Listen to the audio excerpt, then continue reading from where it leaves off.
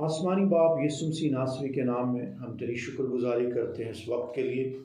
तूने खुदावन अपने फजल और रहम से हमें ये वक्त अता किया ताकि तेरे कलाम को सीख पाएँ। बख्श देना तमाम तर सुनने वाले और गौर करने वाले तेरे इरफान में बढ़े, यीशु मसीह नासरी के नाम में, आमीन। आइए हम खुदावन के ज़िंदा कलाम में से अपनी हदायत और रहनुमाई के लिए देखेंगे मरकुस की इंजील, उसके 10वें बाब की 45वीं आयत। कलाम में इस तरह लिखा है, क्योंकि इब्ने आदम भी इसलिए नहीं आया कि खिदमत ले, बल्कि इसलिए कि खिदमत करे और अपनी जान बहुतेरों के बदले फिदिये में दे। खुदावन के कलाम का पढ़ा, सुना और समझा जाना हम सब के लिए बरकत का बायस ठहरे, आमीन। मेरे अज़ीज़ों, आज हम खुदावन के कलाम में से मरकुस की इंजील के सर्वे के ताल्लुक से बात करेंगे और चंद बातें मरकुस की इंजील का सर्वे करते हुए हम सीखेंगे। इसमें पहली बात जिस पे हम गौर करेंगे वो है मरकुस की इंजील के मुसन्नफ़ के बारे। मरकुस की इंजील के मुसन्नफ़ के बारे चंद हक़ाइक़ जिन पर तमाम तर इब्तदाई कलीसियाई बुज़ुर्गान मुत्तफ़िक हैं, वो इस बात पे मुत्तफ़िक हैं कि मरकुस की इंजील का मुसन्नफ़ जिसका तज़किरा कलाम मुक़द्दस में मुख्तलिफ़ जगहों पे किया गया है वो यूहन्ना मरकुस है। यूहन्ना उसका यहूदी नाम था और मरकुस उसका रोमी नाम है। आइए चंद हवाला जात में इसके यहूदी नाम और इसके रोमी नाम पे हम बात करेंगे। अमाल की किताब 13वें बाब की 5वीं आयत का अगर हम तज़किरा करें तो उसमें लिखा है, और सलमीस में पहुंचकर यहूदियों के इबादत खानों में खुदा का कलाम सुनाने लगे और यूहन्ना उनका खादम था। ये पौलुस रसूल का पहला मिशनरी सफ़र है जिसमें पौलुस और बरनबास जो है वो इस सफ़र के लिए जाते हैं और उनके साथ जो शख्स जा रहा है वो यही यूहन्ना मरकुस है। अमाल की किताब 13वें बाब की 13वीं आयत में भी इसका जिक्र हमें नजर आता है। फिर पौलुस और उसके साथी पाफस से जहाज़ पर रवाना होकर पंफिलिया के पिरगा में आए और यूहन्ना उनसे जुदा होकर यरूशलेम को वापस चला गया। यहाँ भी पहले मिशनरी सफ़र में यूहन्ना मरकुस का जो यहूदी नाम यूहन्ना है उसको लिखते हुए इसका तज़किरा किया जाता है। अमाल की किताब उसके 15वें बाब की 37वीं आयत को अगर हम पढ़ें तो लिखा है, और बरनबास की सलाह थी कि यूहन्ना को जो मरकुस कहलाता है अपने साथ ले चले। फिर इसके रोमी नाम के ताल्लुक से भी किताब मुक़द्दस में चंद हवाला जात पे हम गौर करेंगे।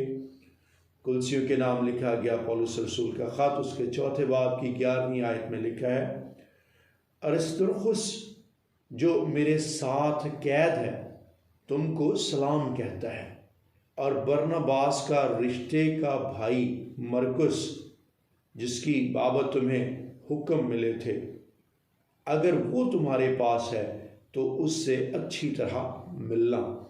यहाँ पे उसका नाम मरकुस जो है वो इस्तेमाल हुआ है और तिमोथियस के नाम दूसरे ख़त में उसके 4 बाब की 11वीं आयत में भी उसका तज़किरा हुआ।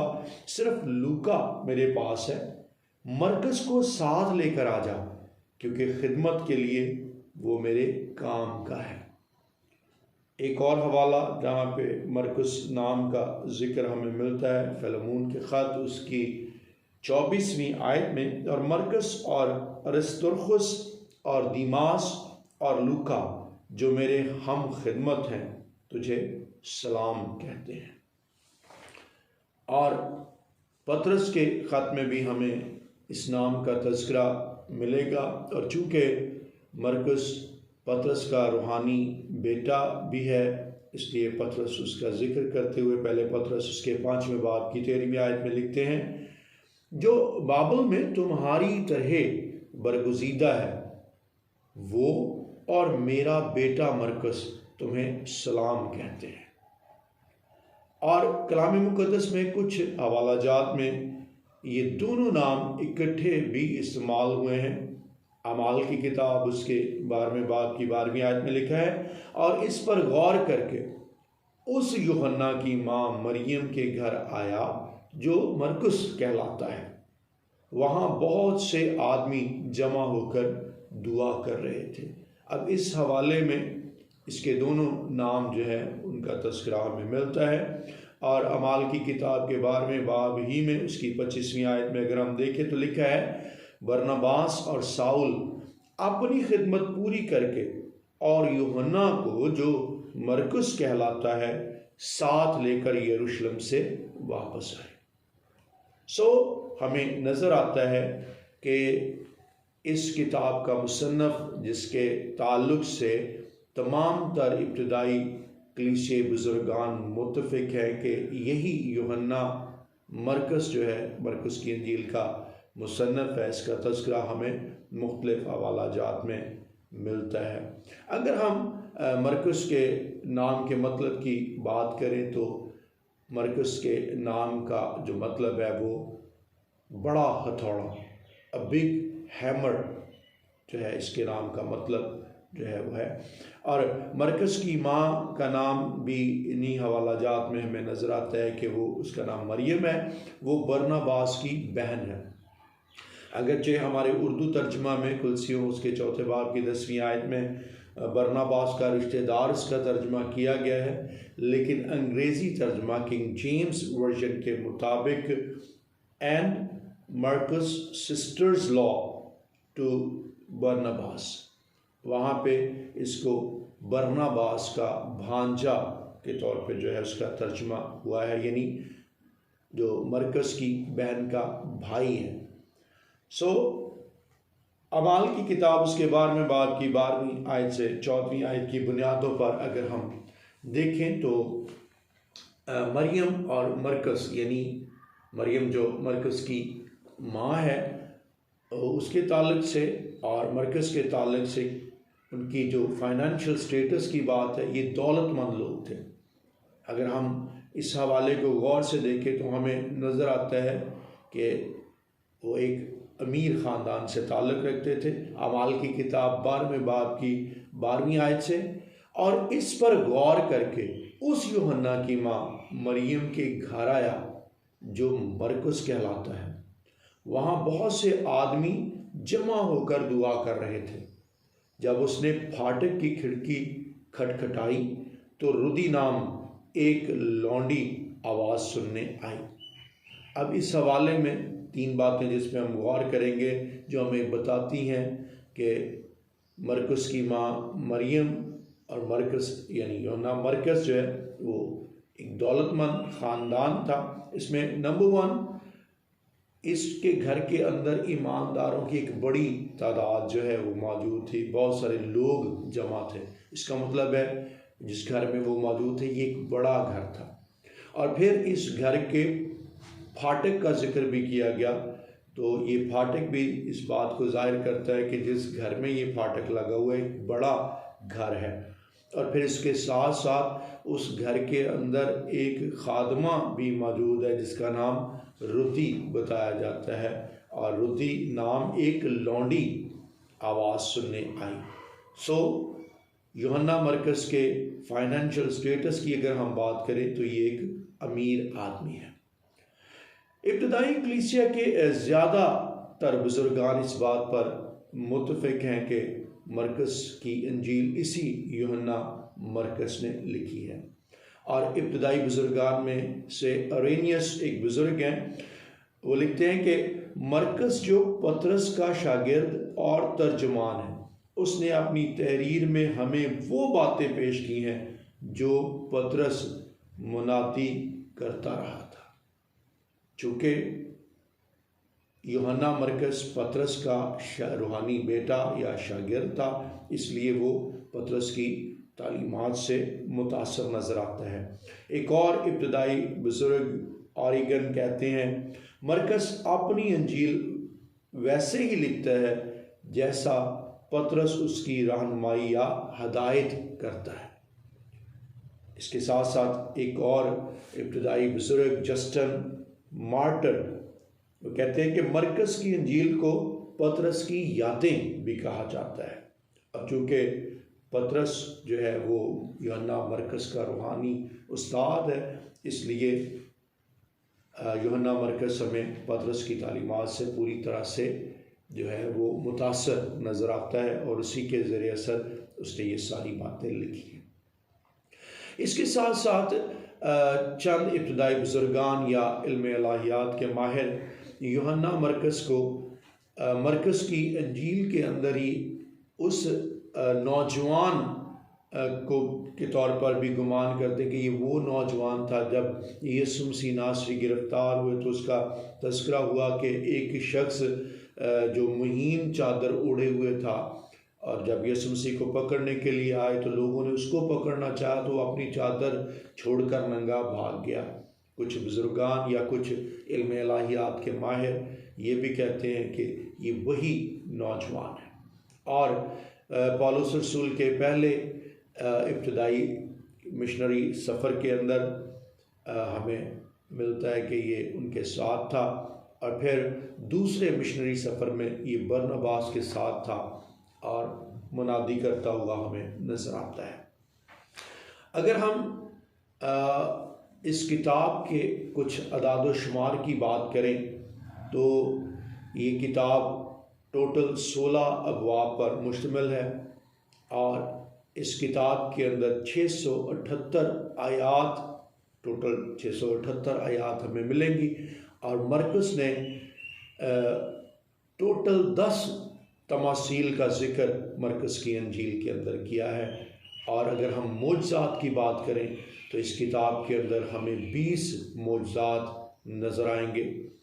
और अगर हम पहले तमासील की बात करें तो इस किताब यानी मरकज़ की इंजील के अंदर हमें पुरानी और नई पोशाक और पुरानी और नई मशकों की तमसील, ज़ोरावर आदमी की तमसील, बीज बोने वाले की तमसील, चिराग की तमसील, खुद ब खुद बढ़ने वाले बीज की तमसील, राई के दाने की तमसील, पाक और नापाक करने वाली चीज़ों की तमसील, नमक की तमसील, बदकार बागबानों की तमसील, इंजीर के दरख्त की तमसील हमें मिलेगी।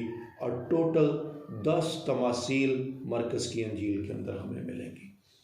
और अगर हम मोजज़ात की बात करें तो 20 मोजज़ात में से नापाक रूह को एक शख्स में से निकालने का मोजज़ा, पतरस की सास को जो तप थी उसको उतारने का मोजज़ा, बीमारों और बदरू गिरफ्तार लोगों की शिफा का मोजज़ा, कोड़ी की शिफा का मोजज़ा, छत पर से उतारे जाने वाले उस मफलूज की शिफा का मोजज़ा, सूखे हुए हाथ वाले आदमी की शिफा का मोजज़ा, यीशु के तूफ़ान को थमा देने का मोजज़ा, और बदरूहों को सूरों में भेजने वाला मोजज़ा, और खून बहने वाली औरत की शिफा का मोजज़ा, यायर की बेटी के ज़िंदा करने का मोजज़ा, और 5000 मर्दों को खाना खिलाने का मोजज़ा। यीशु पानी पर चलता है, यीशु के पानी पर चलने का मोजज़ा, गनासरत में यीशु को छूकर जो शिफा पाने वाले बीमार हैं उनका मोजज़ा, किनानी औरत की शिफा की बेटी की शिफा का मोजज़ा, यीशु एक गूंगे बहरे आदमी को शिफा देता है। फिर यीशु मसीह 4000 मर्दों को खाना खिलाते हैं, वो मोजज़ा।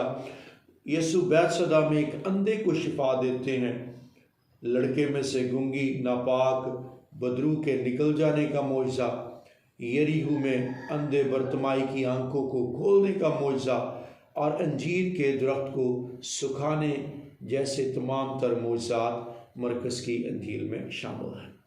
जहाँ तक मरकज़ के इंजील के लिखे जाने की तारीख की बात है तो इल्म इलाहियात के माहिरीन इस बात पे मुत्तफ़िक़ हैं कि ये इंजील 55 मसीह से 68 मसीह के दरमियान जो है वो लिखी गई। अरेनियस जो इब्तदाई बुजुर्ग है वो कहते हैं कि पतरस और पौलुस की अमवात तक ये इंजील नहीं लिखी गई थी, जो तकरीबन 63 मसीह और 67 मसीह के दरमियान है। तकरीबन आधे से ज़्यादा इब्तदाई कलीसियाई बुज़ुर्ग जो हैं इसी तारीख को मानते हैं, जबकि कुछ इसको पहले का वाक़या भी बताते हैं। यीशु मसीह ने मत्ती की इंजील की तरह हैकल की बर्बादी का जिक्र मरकस की इंजील के 13वें बाब उसकी 2 और 3 आयत में भी किया, और ये बात इस चीज़ की गमाज़ है कि हैकल की तबाही जो 70 मसीह में हुई उससे पहले पहले ये इंजील लिखी गई है। और जहाँ तक इस इंजील के लिखे जाने के मकाम की बात है तो तमाम तर बुजुर्गान इस बात पे भी मुत्तफ़िक हैं कि ये इंजील रोम में लिखी गई, और ख़ास तौर पे यूहन्ना मरकस का टारगेट रोमी लोग ही थे, ताकि यीशु मसीह नासरी के ताल्लुक़ से वो रोमी लोगों को एक दुरुस्त अंडरस्टैंडिंग दे सके, उसकी सारी ज़िंदगी, उसकी सारी खिदमत और उसके मरने और जीने के बारे में वो रोमी लोगों को बता सके। और इस इंजील के अंदर ख़ास तौर पे यूहन्ना मरकस ने यीशु मसीह को एक एग्ज़ॉल्टेड सर्वेंट यानी सरफराज खादम के तौर पे पेश किया है। इसके साथ साथ इस इंजील की चंद मरकज़ी आयात की भी हम बात करेंगे, जिसका बात किया जाना बहुत ज़रूरी है, क्योंकि अगर हम इन मरकज़ी आयात पर बात करें तो हमें इस इंजील की पूरी अंडरस्टैंडिंग नज़र आएगी। या यूँ कहिए कि ये आयात अगर हम देखते हैं तो हम एक दरिया को जो है वो कूज़े में बंद करेंगे। जो पहली मरकज़ी आयात हमने ली है उसमें यीशु मसीह नासरी की आसमानी शिनाख्त की बात, यानी खुदा बाप यीशु मसीह को क्या कहते हैं। एक हवाला हम देखेंगे मरकुस की इंजील उसके पहले बाब की 10वीं-11वीं आयत में, और जब वो पानी से निकलकर ऊपर आया तो फिलफौर उसने आसमान को फटते और रूह को कबूतर की मानिंद अपने ऊपर उतरते देखा, और आसमान से आवाज़ आई कि तू मेरा प्यारा बेटा है। और ये यीशु मसीह की आसमानी शिनाख्त को बयान करता है कि खुदा बाप यीशु मसीह को क्या कहते हैं। फिर एक और हवाला जो second portion of central versus के तौर पे मैंने लिया है, मरकुस की इंजील उसके 8वें बाब की 29वीं आयत। उसने उनसे पूछा, लेकिन तुम मुझे क्या कहते हो? पतरस ने जवाब में उससे कहा, तू मसीह है।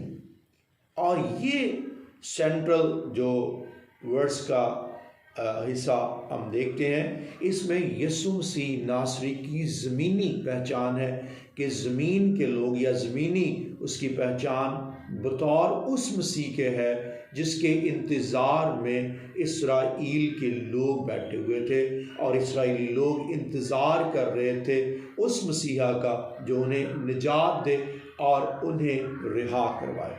और तीसरा पोर्शन जो हमें सेंट्रल वर्सेस का नज़र आता है, उसमें तकाजा है कि किस तरह से कोई भी ईमानदार यीशु मसीह नासरी की पैरवी कर सकता है। यीशु मसीह नासरी की पैरवी करने का खुदावन का तकाजा क्या है।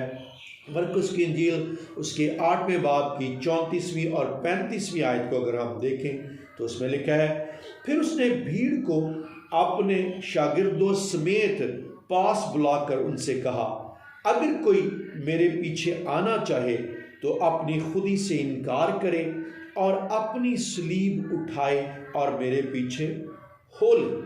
और यहाँ पे इन आयात के अंदर अगर कोई ईमानदार यीशु मसीह की पैरवी करना चाहता है तो यहाँ पे उस डिमांड का जिक्र है कि कोई शख्स किस तरह से यीशु मसीह नासरी की पैरवी कर सकता या यीशु मसीह नासरी के पीछे आ सकता है। चौथा पोर्शन जो सेंट्रल वर्ड्स के तौर पे लिया गया, उसमें वो रवैया है जिसके वसीला से या जिसको इख्तियार करके कोई भी शख्स खुदा की बादशाही में दाखिल हो सकता है। मरकुस की इंजील उसके 10वें बाब की 14वीं और 15वीं आयत को अगर हम देखें तो लिखा है, यीशु ये देखकर खफा हुआ और उनसे कहा, बच्चों को मेरे पास आने दो, उनको मना न करो, क्योंकि खुदा की बादशाही ऐसों ही की है। यहाँ पे खुदावंद का कलाम बताता है कि अगर कोई ईमानदार खुदा की बादशाही में दाखिल होना चाहे तो उसको किस किस्म का रवैया इख्तियार करने की ज़रूरत है। क्योंकि 15वीं आयत में लिखा है, मैं तुमसे सच कहता हूँ कि जो कोई खुदा की बादशाही को बच्चे की तरह कबूल ना करे वो उसमें हरगिज़ दाखिल ना होगा।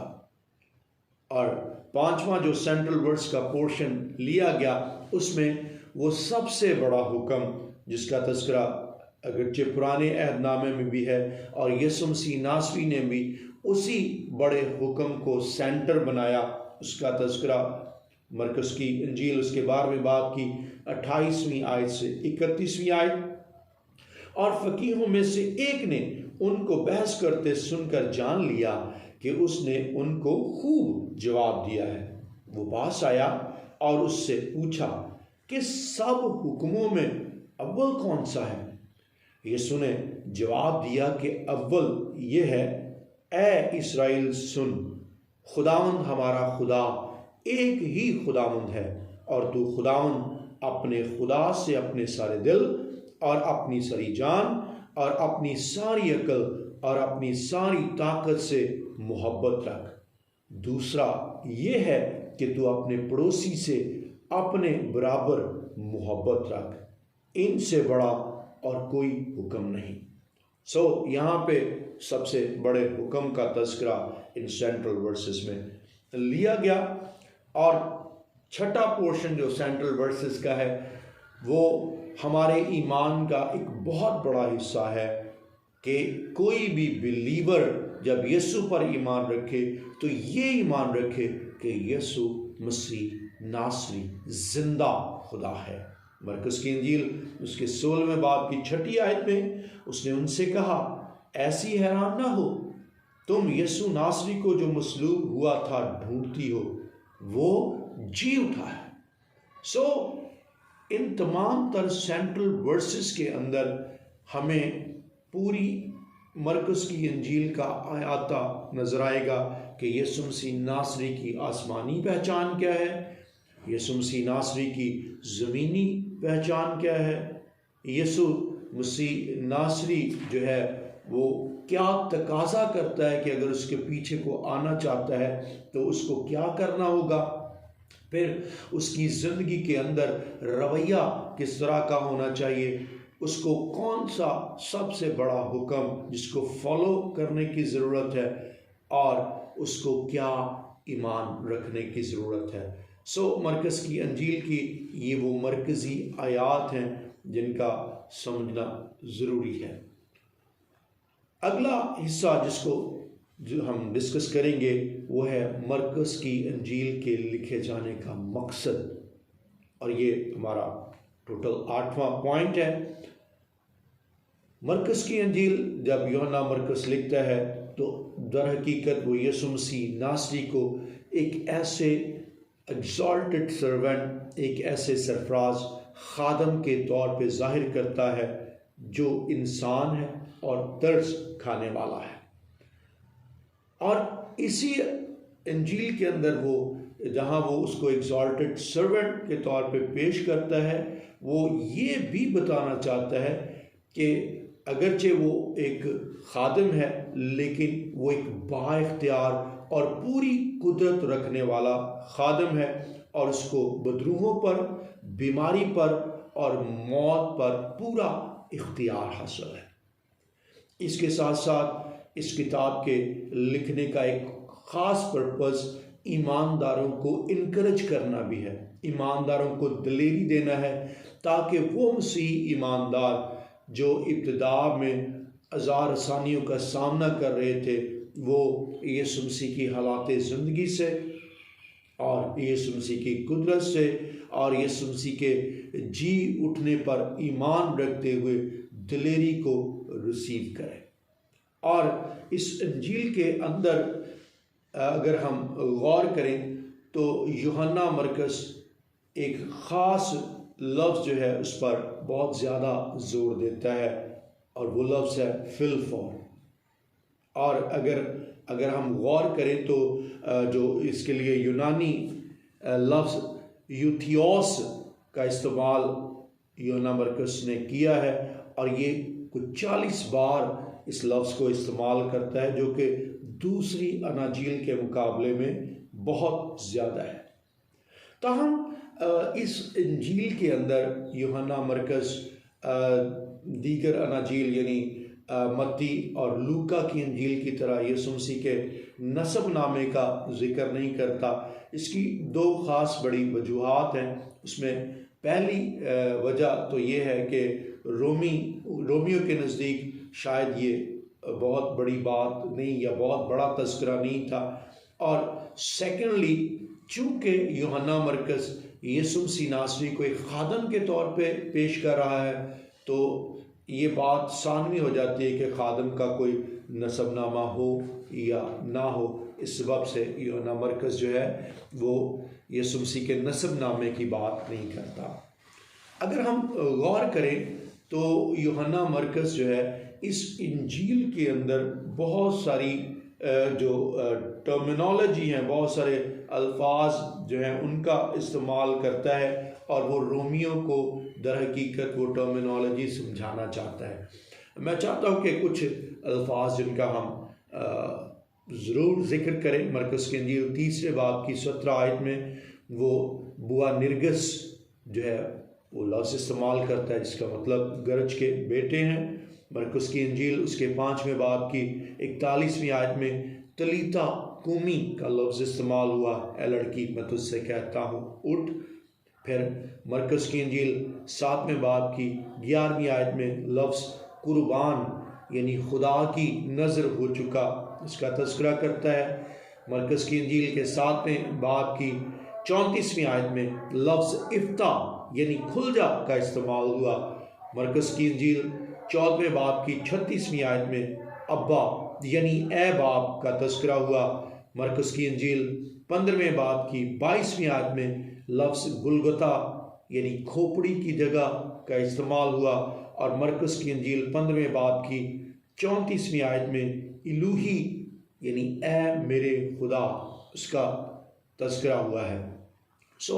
ये टर्मिनोलॉजी या ये लफ्ज़ इस्तेमाल करके असल में यूहन्ना मरकुस रोमी लोगों को जो है वो उस लैंग्वेज की एक पहचान या उनको समझाना चाहता है, उसकी अंडरस्टैंडिंग देना चाहता है।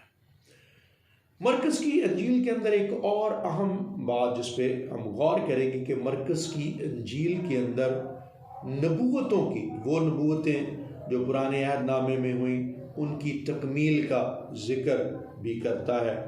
जैसे मरकुस की इंजील उसके पहले बाब की 2 और 3 आयत में जब वो इस बात को का जिक्र करता है, देख मैं अपना पैगंबर तेरे आगे भेजता हूँ। तो इसका तज़किरा हमें मिलाकी उसके 3 बाब की 1 आयत और यशाया उसके 40वें बाब की 3 आयत में मिलता है। देखो मैं अपने रसूल को भेजूंगा और वो मेरे आगे राह दुरुस्त करेगा। पुकारने वाले की आवाज़ बियाबान में खुदावंद की राह दुरुस्त करो। मलाकी और यसाया के अंदर जो पेशीन गोइयाँ हुई उन्हीं पेश गोइयों को या पेशीन गोइयों को मरकुस की इंजील उसके पहले बाब की 2 और 3 आयत में हम पूरा होते हुए देखते हैं। फिर यसाया 29वें बाब की 13वीं आयत में जो पेशीन गोई हुई, बस खुदावंद फरमाता है चूँकि ये लोग ज़ुबान से मेरी नज़दीकी चाहते हैं और होंठों से मेरी ताज़ीम करते हैं, लेकिन इनके दिल मुझसे दूर हैं। इसकी तकमील मरकुस उसके 7वें बाब की 6 और 7वीं आयत में नज़र आती है। ये लोग होंठों से तो मेरी ताज़ीम करते हैं, लेकिन इनके दिल मुझसे दूर हैं। फिर ज़बूर 118 उसकी 22वीं आयत में, जिस पत्थर को मीमारों ने रद्द किया वही कोने के सिरे का पत्थर हो गया। इस नबूवत की तकमील हमें मरकुस 12वें बाब की 10वीं आयत से 12वीं आयत में नजर आती है। क्या तुमने ये नविश्ता भी नहीं पढ़ा कि जिस पत्थर को मीमारों ने रद्द किया वही कोने के सिरे का पत्थर हो गया। फिर ज़िक्रिया उसके 13वें बाब की 7वीं आयत में, चरवाहे को मार के गला परागंदा हो जाए और मैं छोटों पर हाथ चलाऊंगा। और इसकी तकमील हमें मरकुस उसके 14वें बाब की 27वीं आयत में मिलती है, क्योंकि लिखा कि मैं चरवाहे को मारूंगा और भेड़ें परागंदा हो जाएंगी। मरकुस की इंजील के अंदर ये वो नबूवतें हैं जिनकी तकमील हमें होती हुई मरकुस में नजर आती है। ये वो बातें हैं जो मरकुस की इंजील के सर्वे के ताल्लुक से बतानी ज़रूरी है। एक और अहम बात जिसका तज़किरा मरकुस की इंजील के सर्वे में ज़रूरी है वो है कि यीशु मसीह वाज़ेह तौर पे मरकुस की इंजील में अपनी अलूहियत का ऐलान भी करते हैं। आइए चंद हवाला जात इस बात को समझने के लिए देखते हैं। मरकुस 13वें बाब की 27वीं आयत में लिखा है, उस वक्त वो फरिश्तों को भेजकर अपने बरगुज़ीदों को ज़मीन की इंतहा से आसमान की इंतहा तक चारों तरफ से जमा करेगा।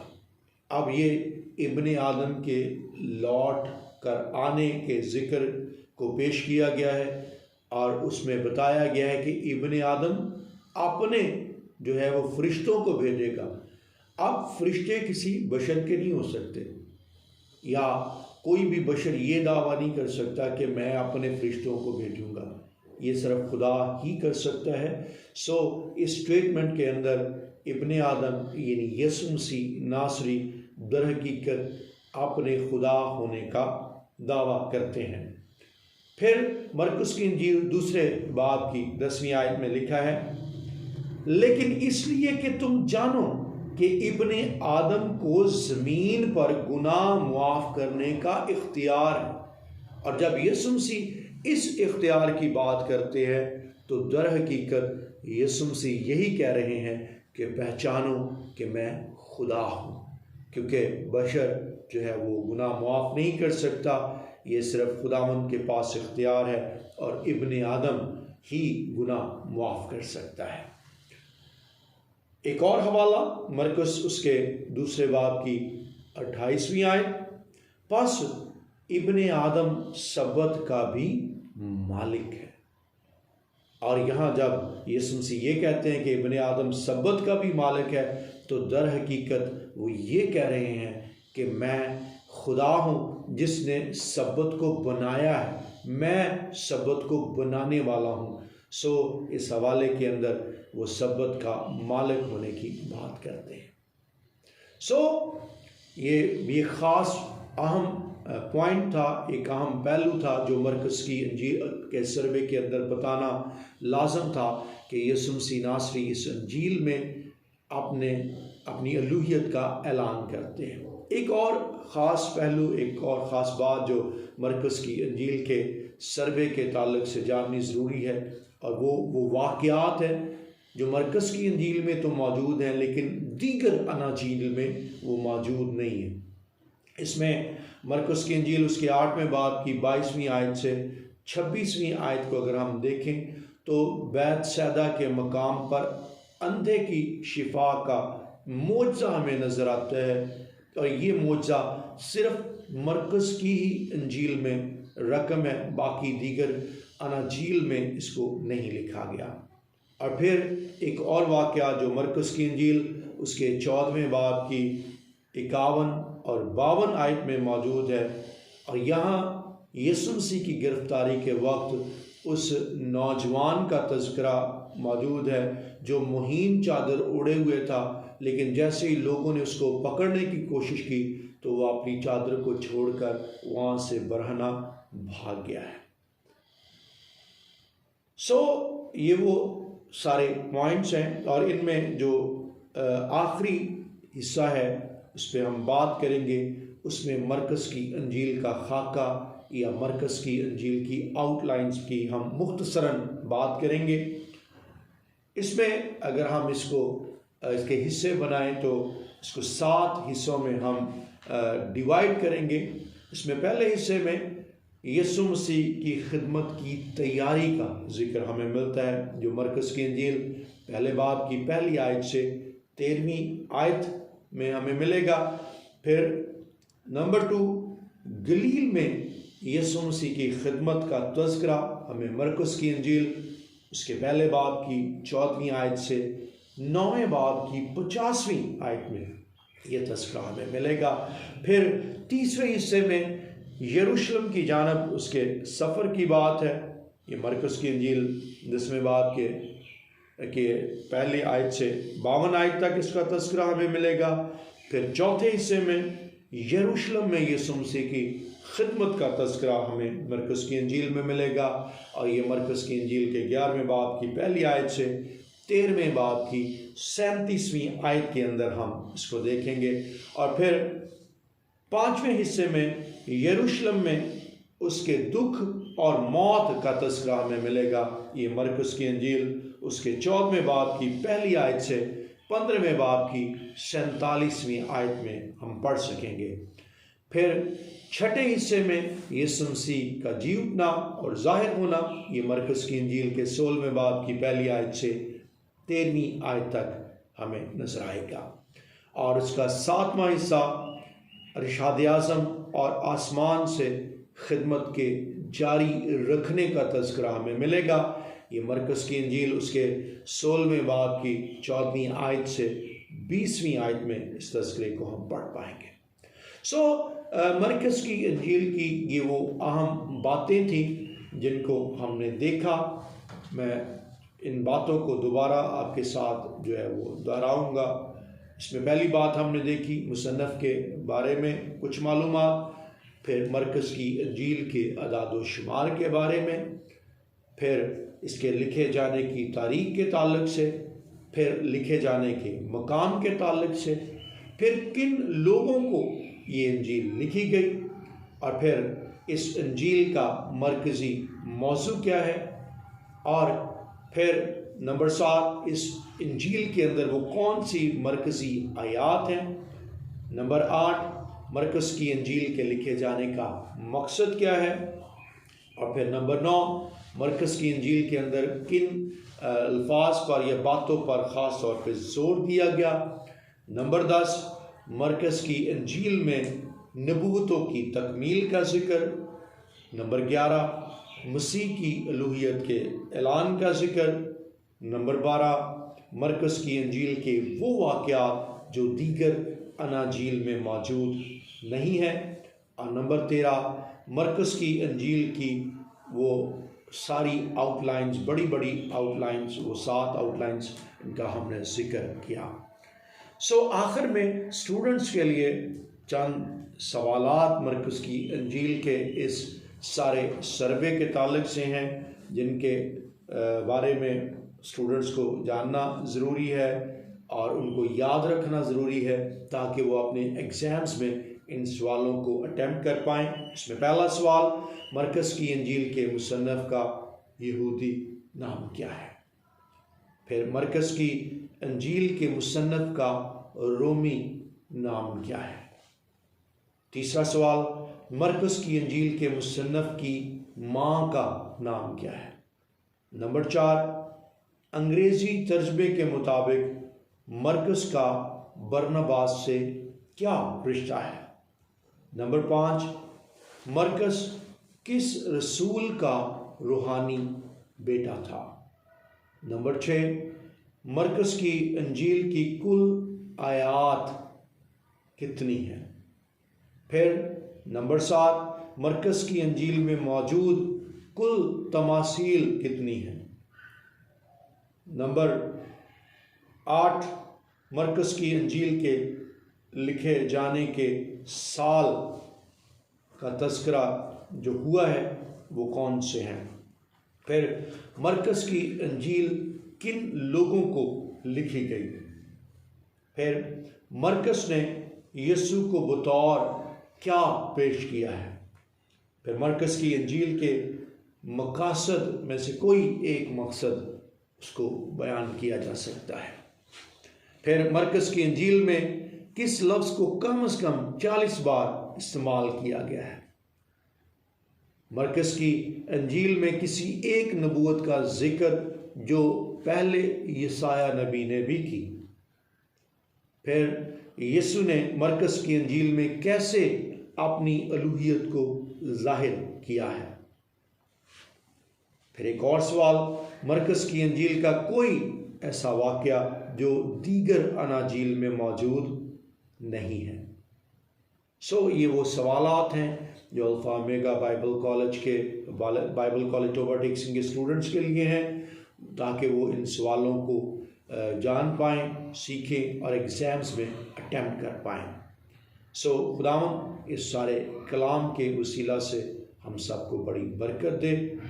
फजल खुदा अगली वीडियो में हम लूका की अंजील के सर्वे के ताल्लुक से बातचीत करेंगे। आइए दुआ मांगते हैं। बुज़ुर्ग खुदावंद, तेरा शुक्र इस कलाम के पोर्शन के लिए जो खुदावंद पढ़ा और सीखा गया। बख्श देना खुदावंद खुदा, हम कलाम की इन बातों को अपने दिल में रखें ताकि तेरे खिलाफ गुनाह ना करें। खुदावंद बख्श देना वो तमाम तर ईमानदार ये स्टूडेंट्स जो इस कलाम को सुनते हैं वो बरकत पाएँ, और खुदावंद इस कलाम को सीखने के सबब से खुदावंद वो तेरे इरफान में बढ़ें, तेरी पहचान में बढ़ें और तुझ में कदावर हों। मेरी मिन्नत की आवाज़ को सुन और कबूल कर, यीशु मसीह नासरी के नाम में, आमीन।